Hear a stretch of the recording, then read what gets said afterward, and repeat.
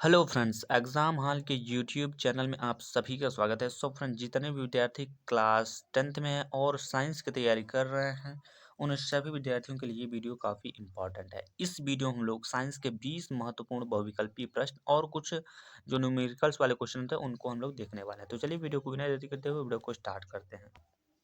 तो यहाँ पर आप लोग देख सकते हैं, ये आपका है पहला क्वेश्चन और पहले क्वेश्चन में क्या बोल रहा है, Fe2O3 का रिएक्शन कराया जा रहा है, यानी क्रिया कराया जा रहा है Al से एल्यूमिनियम से। तो रिएक्शन में हो क्या रहा है, हो जा रहा है Al2O3 प्लस में 2Fe हो जा रहा है। ठीक है, यहाँ पर पूछा जा रहा है कि अभिक्रिया किस प्रकार की है। तो ऑप्शन नंबर ए में दिया गया है संयोजन अभिक्रिया, ऑप्शन नंबर बी में दिया गया है द्विविस्थापन अभिक्रिया, ऑप्शन नंबर सी में दिया गया है वियोजन अभिक्रिया और ऑप्शन नंबर डी में दिया गया क्या, विस्थापन अभिक्रिया। तो देखिए यहाँ पर समझिए थोड़ा सा, यहाँ पर सबसे पहले लिखा है आयरन ऑक्साइड यानी Fe O3।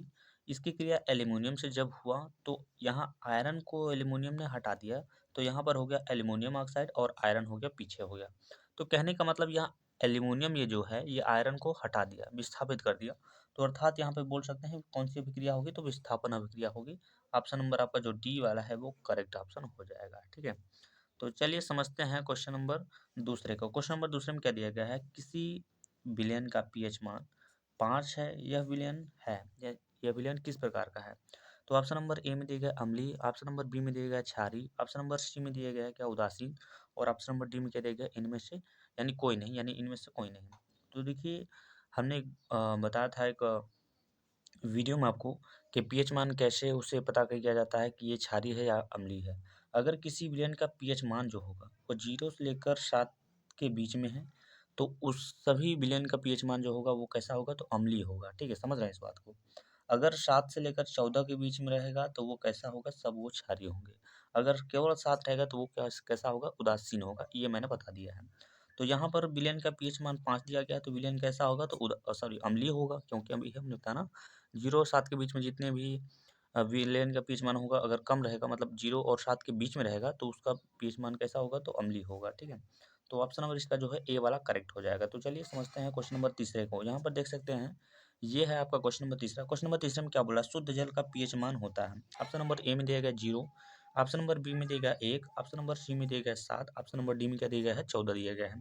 तो देखिए शुद्ध जल का जो पीएच मान होता है वो कितना होता है, 7 होता है। अतः आपका जो करेक्ट आंसर हो जाएगा वो हो जाएगा ऑप्शन नंबर सी हो जाएगा। ठीक है, तो चलिए चलते हैं क्वेश्चन नंबर चौथे की ओर। यहाँ पर आप लोग देख सकते हो ये आपका है क्वेश्चन नंबर चौथा और क्वेश्चन नंबर चौथे में बोल रहा है धावन सोडा का रासायनिक सूत्र है, यानी धावन सोडा का आपसे रासायनिक सूत्र पूछ रहा है। ऑप्शन नंबर ए में दिया गया NaHCO3, जिसे हम लोग बोलते हैं सोडियम बाइकार्बोनेट। ठीक है, और यहाँ ऑप्शन नंबर बी में दिया गया है Na2CO3 इंटू 10H2 सोडियम, इसे कार्बोनेट बोलते हैं। ठीक है, और ऑप्शन नंबर यहाँ पे तीसरा हम देखेंगे यानी सी में देखा जाए तो यहाँ पे लिखा है CaOCl2 यानी कैल्शियम ऑक्सीक्लोराइड हो जाएगा।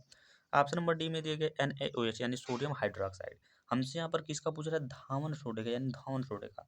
तो धावन सोडे का जो रासायनिक सूत्र होता है वो होता है Na2CO3 इंटू 10H2O यानी सोडियम कार्बोनेट हो जाएगा इसका। ठीक है, तो चलिए चलते हैं क्वेश्चन नंबर पाँचवें की ओर। यहाँ पर आप लोग देख सकते हैं यह है आपका क्वेश्चन नंबर पाँचवा। ठीक है, क्वेश्चन नंबर पाँचवें में क्या दिया है समझते हैं।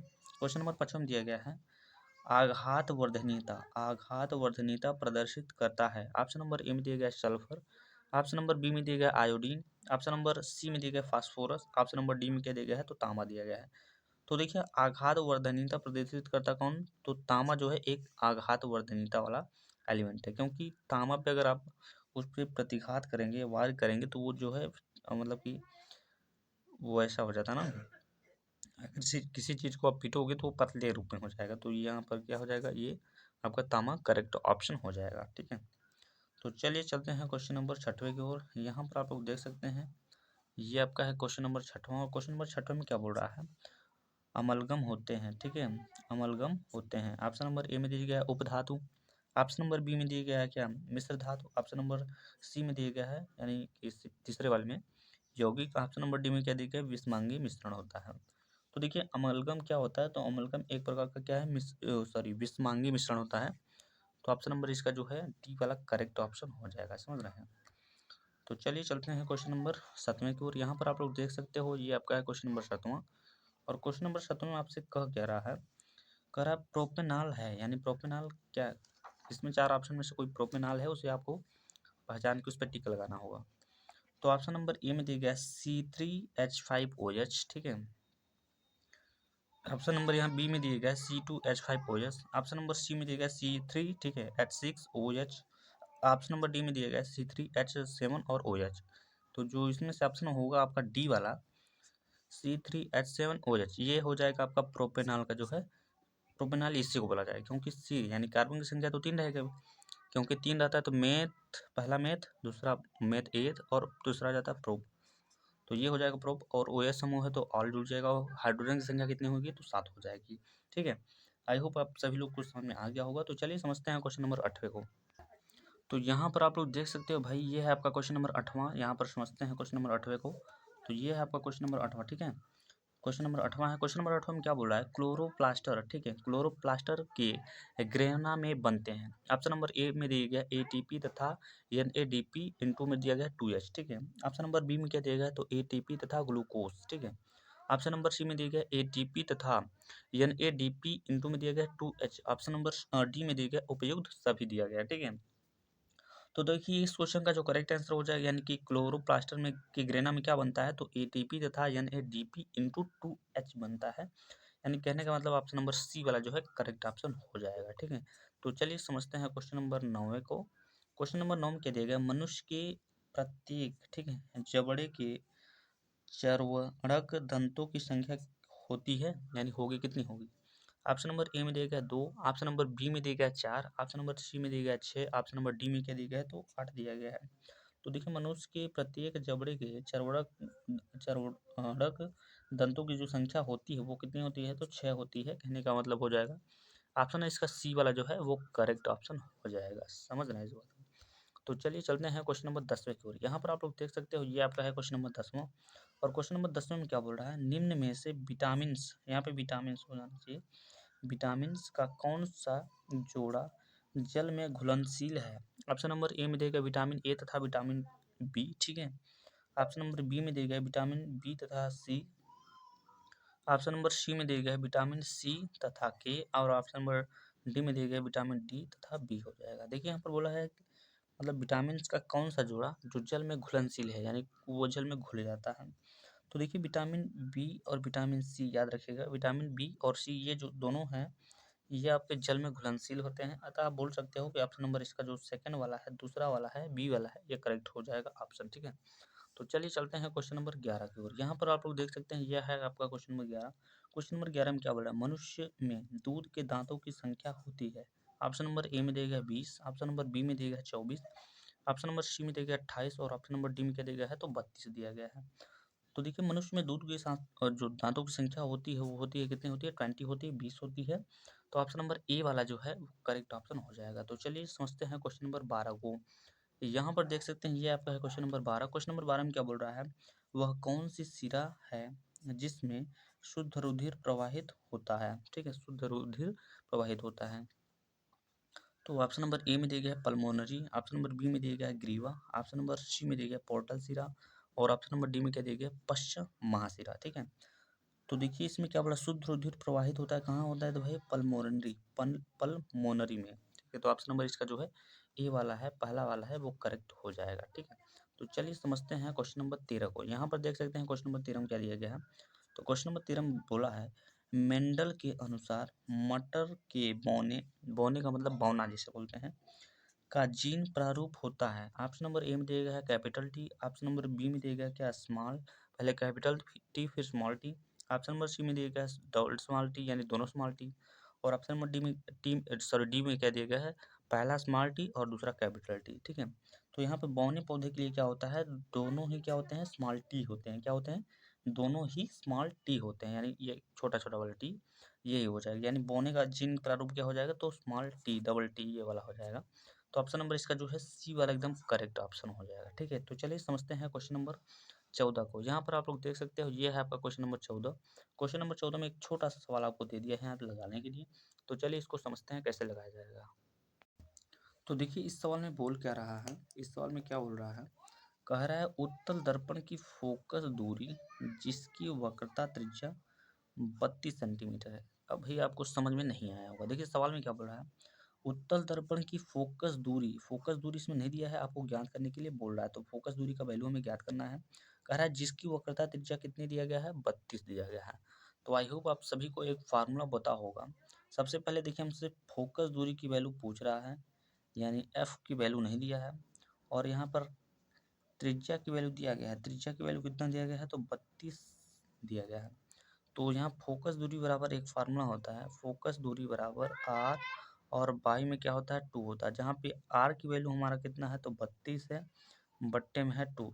2 से काटेंगे तो कितनी बार में कट जाएगा, लगभग 16 बार में यहाँ पर कट जाएगा। तो 16 सेंटीमीटर इसका जो है करेक्ट ऑप्शन होने वाले हैं। तो चलिए चेक कर लेते हैं किस ऑप्शन में दिया गया। तो आप देख सकते हैं ऑप्शन नंबर दूसरे वाले में, सॉरी यहाँ पे बी होना चाहिए, डी लिख दिया गया है तो गलती से, ठीक है। तो ऑप्शन नंबर बी वाला जो है इसका करेक्ट ऑप्शन हो जाएगा 16 सेंटीमीटर, जो कि हमारे सवाल लगाने पर भी आया है 16 सेंटीमीटर, ठीक है। तो चलिए चलते हैं क्वेश्चन नंबर 15 की ओर। तो यहाँ पर आप लोग देख सकते हैं ये आपका है क्वेश्चन नंबर 15, और क्वेश्चन नंबर 15 में क्या बोल रहा है, एक उत्तल दर्पण की फोकस दूरी 10 सेंटीमीटर है, इसकी वक्रता त्रिज्या ज्ञात कीजिए। तो देखिए पिछले सवाल में आपसे क्या वक्रता त्रिज्या का वैल्यू दिया था, फोकस दूरी का मान पूछा था, ठीक है। और इस सवाल में कह रहा है कि फोकस दूरी दिया है, वक्रता त्रिज्या ज्ञात कीजिए। तो फार्मूला आपका सेम रहेगा। फार्मूला क्या हो जाएगा, या तो आप ऐसे लिख सकते हो, आपको वक्रता त्रिज्या ज्ञात करना है तो वक्रता त्रिज्या बराबर 2f, ये हो जाएगा इसका फार्मूला। तो वक्रता त्रिज्या की वैल्यू हमें निकालना है, तो 2 को ज्यों करते हैं लिखेंगे इंटू एफ की वैल्यू दिया गया है, कितना दिया गया है, तो 10 दिया गया है, 10 रखेंगे, यानी 10 गुना कितना हो जाएगा, 10 गुना हो जाएगा 20, और मात्रक क्या है, तो सेंटीमीटर है, तो सेंटीमीटर को लिख दीजिएगा। यानी कहने का मतलब 20 सेंटीमीटर इसका जो है करेक्ट ऑप्शन हो जाएगा। तो चलिए देख लेते हैं किस ऑप्शन में दिया गया। तो ऑप्शन नंबर आपके दिया है बी वाले में हो जाएगा। तो बी वाला ऑप्शन क्या हो जाएगा, आपका करेक्ट हो जाएगा, ठीक है। क्या हो जाएगा, तो बी वाला ऑप्शन इसका करेक्ट हो जाएगा। तो चलिए समझते हैं क्वेश्चन नंबर 16 को। देखिए क्वेश्चन नंबर 16 में क्या बोल रहा है, क्वेश्चन नंबर 16 में बोल रहा है दूर दृष्टि, ये मोस्ट इंपॉर्टेंट क्वेश्चन है, VIMP question for science MCQ question, ठीक है। तो दूर दृष्टि दोष के कारण प्रतिबिंब बनता है, यानी दूर दृष्टि के कारण प्रतिबिंब कहाँ बनता है। ऑप्शन नंबर ए में दिया गया रेटिना पर, ऑप्शन नंबर बी में दिया गया रेटिना के पीछे, ठीक है। ऑप्शन नंबर सी में दिया गया रेटिना के आगे, ऑप्शन नंबर डी में दिया गया नेत्र लेंस पर।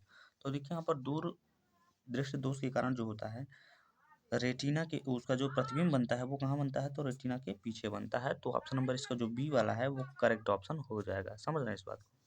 तो चलिए चलते हैं क्वेश्चन नंबर 17 की ओर। यहाँ पर आप लोग देख सकते हैं ये है आपका क्वेश्चन नंबर 17। क्वेश्चन नंबर 17 में क्या बोला है, किसी विद्युत परिपथ में बहने वाली धारा का मात्रक क्या होगा। मात्रक से भी क्वेश्चन आएगा, तो इस क्वेश्चन को आप याद, मात्रक से मतलब 2-4 10 क्वेश्चन आप कंप्लीट करके ही जाएगा अच्छे से, ठीक है। तो ऑप्शन नंबर पहले में दिया गया, यानी ए में दिया गया कूलाम दिया गया, ऑप्शन नंबर बी में दिया गया एम्पियर दिया गया, ऑप्शन नंबर सी में दिया गया जूल दिया गया, ऑप्शन नंबर डी में क्या दिया गया, तो ओम दिया गया है। तो देखिए विद्युत धारा का जो मात्रक होता है वो होता है एम्पियर होता है। एम्पियर को हम ए से डिनोट करते हैं, ए मतलब एम्पियर। तो ऑप्शन नंबर इसका जो बी वाला है वो करेक्ट ऑप्शन हो जाएगा, ठीक है। तो चलिए चलते हैं क्वेश्चन नंबर 18 की ओर। यहाँ पर आप लोग देख सकते हैं यह है आपका क्वेश्चन नंबर 18।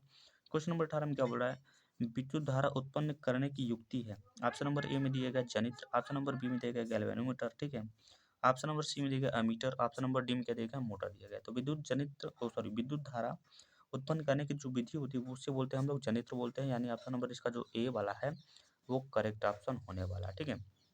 तो चलिए चलते हैं क्वेश्चन नंबर 19 की ओर। यहाँ पर देख सकते हैं ये है आपका क्वेश्चन नंबर 19। क्वेश्चन नंबर 19 में क्या बोल रहा है, डायनमो परिवर्तित करता है। ऑप्शन नंबर ए में दिया गया है रासायनिक ऊर्जा को विद्युत ऊर्जा में, ऑप्शन नंबर बी में दिया गया ध्वनि ऊर्जा को चुंबकीय ऊर्जा में, ऑप्शन नंबर सी में दिया गया यांत्रिक ऊर्जा को विद्युत ऊर्जा में, और ऑप्शन नंबर डी में दिया गया यांत्रिक ऊर्जा को प्रकाश ऊर्जा में, ठीक है। तो देखिए क्वेश्चन नंबर 19 का जो करेक्ट आंसर हो जाएगा वो हो जाएगा ऑप्शन नंबर सी, यानी कहने का मतलब डायनामो क्या परिवर्तित करता है, तो यांत्रिक ऊर्जा को विद्युत ऊर्जा में परिवर्तित करता है। तो कहने का मतलब ऑप्शन नंबर इसका जो सी वाला है वो करेक्ट ऑप्शन हो जाएगा। और ये क्वेश्चन आपके बोर्ड एग्जाम के लिए वी ठीक है IMP क्वेश्चन है भाई, VVIMP क्वेश्चन। और ये दूसरा भी क्वेश्चन आपके लिए बहुत ज़्यादा महत्वपूर्ण है, इसको लिख लीजिए मोस्ट इम्पॉर्टेंट, ठीक है। मोस्ट इम्पॉर्टेंट क्वेश्चन है ये आपके बोर्ड एग्जाम के लिए। ये दोनों क्वेश्चन बहुत ही ज़्यादा महत्वपूर्ण है। इसमें कह रहा है वैद्युत मोटर परिवर्तित करता है, ठीक है। तो ऑप्शन नंबर ए में दिया गया रासायनिक ऊर्जा को यांत्रिक ऊर्जा में, ऑप्शन नंबर बी में दिया गया यांत्रिक ऊर्जा को वैद्युत ऊर्जा में, ऑप्शन नंबर सी में दिया गया यांत्रिक ऊर्जा को रासायनिक ऊर्जा में, ऑप्शन नंबर डी में दिया गया है यांत्रिक ऊर्जा को यांत्रिक ऊर्जा में ही, और ऑप्शन नंबर ई में देखिए वैद्युत ऊर्जा को यांत्रिक। अब आप लोग यहाँ पे देख सकते हैं इसमें 5 ऑप्शन दिए गए हैं। वो 5 ऑप्शन देने का मतलब कोई रीज़न होगा, क्योंकि यहाँ पर 4 ऑप्शन में इसका करेक्ट वाला जो ऑप्शन था नहीं था, मैंने लिखा नहीं था, उस बाद में मैंने ध्यान दिया कि इसका तो करेक्ट आंसर ही मैंने नहीं लिखा है, तो उसके लिए हमें एक ऑप्शन और लिखना पड़ा, ई वाला ऑप्शन।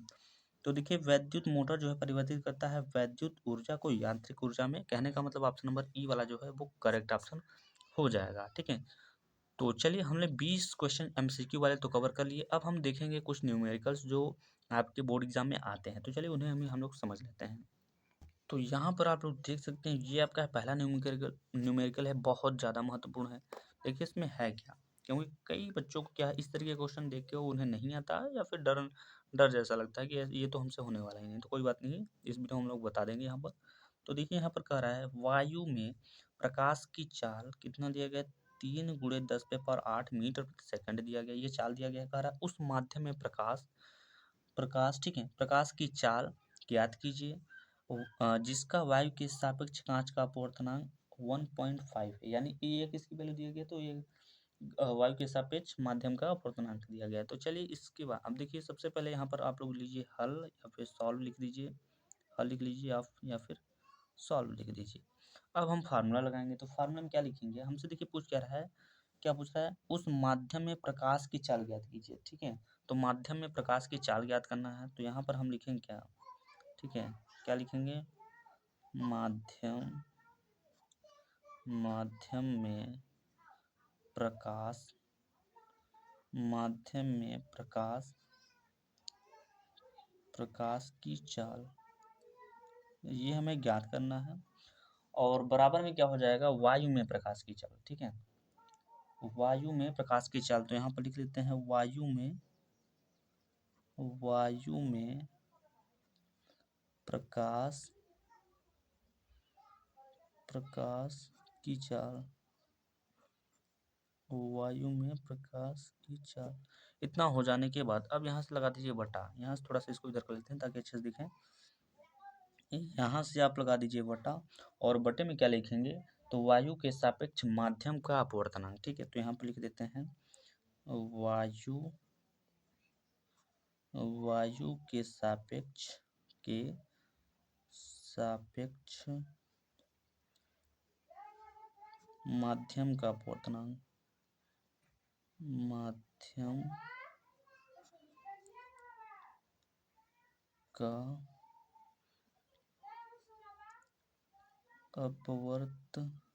ठीक है, अपवर्तनांक, ये आपको लिखना होगा। अब देखिए वायु में प्रकाश की चाल आपको दे दिया गया, ऊपर ही दिया गया है, बता दिया गया है वायु में प्रकाश की चाल कितना दिया गया है, तो 3 × 10⁻, ठीक है, 3 × 10⁸ दिया गया है। वायु में प्रकाश की चाल कितना दिया गया है, तो 1.5 दिया गया है, जो कि यहाँ पर लिखा है 1.5। तो इसको आपको लिख देना है बटे में, तो इसको लिख दीजिए बटे में। इसका जब आप जीरो हटाओगे तो ऊपर 3 में एक जीरो बढ़ जाएगा, तो यहाँ पर हो जाएगा 30 × 10⁻, कितना हो जाएगा, तो 8 हो जाएगा, बटे नीचे कितना हो जाएगा, तो यहाँ पर हो जाएगा 15। अब यहाँ 15 से अगर आप भाग दोगे, तो 15 से भाग दोगे तो कितनी बार में कटेगा, 15 से ये 2 बार में कट जाएगा, तो यहाँ पर 2 हो जाएगा, × 10⁻ हो जाएगा 8। मात्रक यहाँ पर लिखेंगे मीटर प्रति सेकेंड, तो यहाँ पर लिख दीजिए मीटर और प्रति सेकेंड। तो इस तरीके से ये हो जाएगा आपके क्वेश्चन का करेक्ट आंसर। आई होप आप सभी को ये क्वेश्चन समझ में आ गया होगा, और इससे किस तरीके लगाएंगे ये भी समझ में आ गया। ये इसका फार्मूला है, आप फार्मूले को याद कर लीजिएगा। ठीक है, तो चलिए समझते हैं क्वेश्चन नंबर दूसरे को, यानी न्यूमेरिकल वाले क्वेश्चन को दूसरे को। ठीक है, तो यहाँ पर आप लोग देख सकते हो भाई लोग, ये यहाँ पर ये आपका क्वेश्चन नंबर दूसरा, और ये दूसरा न्यूमेरिकल है, बहुत ज़्यादा ये भी महत्वपूर्ण है। देखिए क्वेश्चन में क्या बोल रहा है, कह रहा है वायु तथा कांच में प्रकाश की चालें क्रमशः 3 × 10⁸ मीटर प्रति सेकंड तथा 2 × 10⁸ मीटर प्रति सेकंड है। वायु के सापेक्ष कांच का अपवर्तनांक ज्ञात कीजिए। तो क्या पूछ रहा है, वायु के सापेक्ष कांच का अपवर्तनांक। तो चलिए फार्मूला लिख लेते हैं, उसके बाद आपको बताते हैं। ठीक है, तो सबसे पहले यहाँ पर हम लोग लिख लेते हैं हल, या फिर सॉल्व लिख सकते हैं, उसके बाद हल करेंगे। तो चलिए यहाँ पर हम लोग लिखते हैं सॉल्व। अब हम लिखते हैं फार्मूला। तो सबसे पहले कह रहा है वायु के सापेक्ष कांच का अपवर्तनांक, तो उसको लिखेंगे। उसके तो ये रहा आपका फार्मूला, ये फार्मूला को हमने लिख लिया है। ठीक है, यानी हमको ज्ञात करना था वायु के सापेक्ष कांच का अपवर्तनांक, यहाँ पर लिख लिया है वायु के सापेक्ष कांच का अपवर्तनांक बराबर होता है वायु में प्रकाश की चाल, बटे में कहता है कांच में प्रकाश की चाल। तो देखिए यहाँ पर कह रहा है वायु तथा कांच में प्रकाश की चालें क्रमशः, यानी ये दिया गया है वायु में प्रकाश की चाल और ये दिया गया है कांच में प्रकाश की चाल। तो यहाँ पर वायु में प्रकाश की चाल हमारा कितना दिया गया है, तो दिया गया है 3 × 10⁻8, ठीक है, बटे कांच में प्रकाश की चाल कितना दिया गया है, तो 2 × 10 कितना दिया गया है, तो 8 दिया गया है। अब ये पावर समान है इसका, तो ये घात तो कट जाएगा, दोनों का वही वही है। तो यहाँ पर बचेगा 3 और बटे में क्या बचेगा, 2 बचेगा। बराबर में क्या हो जाएगा, 3 से जब आप भाग देंगे 2 से भाग देंगे 3 में, तो 2 एक कम 2 हो जाएगा, 1 बचेगा यहाँ पर। हाँ, यहाँ पे पॉइंट लगाएंगे, दशमलव लगाएंगे, 0 बढ़ जाएगा, तो 2 × 5 = 10 हो जाएगा, यानी 1.5 बार में ये क्या हो जाएगा, घट जाएगा। तो यही हो गया इस क्वेश्चन का करेक्ट आंसर, ठीक है। तो चलिए समझते हैं क्वेश्चन नंबर तीसरे को। तो ये है आपका क्वेश्चन नंबर तीसरा, ठीक है। क्वेश्चन नंबर तीसरे में यहाँ पर दिया गया है क्या, क्वेश्चन नंबर तीसरे में क्या बोला है, वायु के सापेक्ष जल तथा कांच के अपवर्तनांक क्रमशः 4/3 एवं, ठीक है, यहाँ पर 3/2 देख सकते हैं, यहाँ पर 3/2 है। जल का कांच के सापेक्ष अपवर्तनांक ज्ञात कीजिए। तो चलिए सबसे पहले हम लोग यहाँ पर लिखते हैं हल, उसके बाद इसको हल करना प्रारंभ करते हैं। तो यहाँ पर मान लीजिए हम लिखते हैं हल, ठीक है। हल लिखने के बाद अब देखिए हमको क्या दिया गया है, तो कह रहा है वायु के सापेक्ष जल तथा, यानी वायु के सापेक्ष जल का जो अपवर्तनांक दिया गया है वो 4/3 है, और जल तथा कांच यानी जल का कांच के सापेक्ष अपवर्तनांक ये कितना दिया गया है, तो 3/2 दिया गया है, ठीक है। तो देखिए अब सबसे पहले हमने हल लिख लिया यहाँ पर। अब देखिए जो वायु के सापेक्ष जल का अपवर्तनांक दिया है उसको हम कैसे लिखेंगे, यानी वायु मतलब उसको बोलते हैं एयर, यानी ए से डिनोट करेंगे। सापेक्ष यानी कि यहाँ पर दिखा देंगे एन और यहाँ पर दिखा देंगे डब्ल्यू, यानी वायु के सापेक्ष जल का, जल मतलब वाटर, वाटर का अपवर्तनांक कितना दिया गया है, तो 4/3 दिया गया, तो ये हो जाएगा। उसके बाद कह रहा है जल का वायु के सापेक्ष अपवर्तनांक, ठीक है, यानी जल जल का कांच के सापेक्ष, सॉरी वायु का कांच के सापेक्ष अपवर्तनांक दिया गया है, तो यानी वायु मतलब ए रहेगा, ठीक है। उसके बाद कांच के सापेक्ष अपवर्तनांक बोला है, कांच यानी जी लिखेंगे, जी फॉर ग्लास होता है, ठीक है। और इसका वैल्यू कितना दिया गया है, तो हमें दिया गया है 3 और बटे में कितना दिया गया है, तो 2 दिया गया है, ये दे दिया गया है। और सवाल में हमसे पूछ रहा है क्या, जल का कांच के सापेक्ष अपवर्तनांक, यानी जल का कांच के सापेक्ष अपवर्तनांक, ठीक है। तो जल का इसका फॉर्मूला कैसे हो जाएगा, तो यहाँ पर एक फार्मूला हो जाएगा यहाँ पर क्या, तो ए, ठीक है, A N W equal to हो जाएगा आपका क्या, ए एन डब्ल्यू हो जाएगा ये वाला, यानी कि वायु के सापेक्ष जल का अपवर्तनांक, और यानी वायु के सापेक्ष हो जाएगा यहाँ पर जल का अपवर्तनांक, और बटे में हो जाएगा वायु के सापेक्ष कांच का अपवर्तनांक। ये इसका फार्मूला रहा। अब इसे बैठाएंगे तो वायु के सापेक्ष जल का अपवर्तनांक की वैल्यू हमें दे दिया गया है, कितना दिया गया है, तो 4/3 दे दिया गया है, बटा यहाँ पर लगाएंगे, ये बराबर क्यों यहाँ लगाना चाहिए था। और यहाँ पर वायु के सापेक्ष कांच का अपवर्तनांक जो दिया गया है वो कितना दिया गया है, तो 3/2 दिया गया है। अब इतना हो जाने के बाद ये जो बटा का बटा है, यानी ये जो 4 बटा है इसको तो ज्यों को त्यों लिखना है, 4/3 इंटू ये 2 को कर देना होगा ऊपर और 3 को कर देना होगा नीचे। अब यहाँ से क्या करना होगा, अब ये बन गया आपका भिन्न का गुणा, तो 4 दूना यहाँ पर हो जाएगा क्या, 4 दूना 8 होता है, 3 तरीका कितना हो जाएगा, तो 3 तरीका 9 हो जाए। तो कहने का मतलब 8/9 जो हो जाएगा इस क्वेश्चन का जो है करेक्ट आंसर होने वाला है, ठीक है। आई होप आप सभी लोगों को ये क्वेश्चन समझ में आ गया होगा। अगर समझ में आ गया हो तो अच्छी बात है, आप लोग इसे अच्छे से नोट कर लीजिएगा ताकि आपके एग्जाम में जब आए तो ऐसे क्वेश्चनों को आप आसानी से कर सकते हैं, ठीक है। तो इस वीडियो में बस इतना ही, मिलते हैं नेक्स्ट वीडियो में, तब तक के लिए जय हिंद, जय भारत।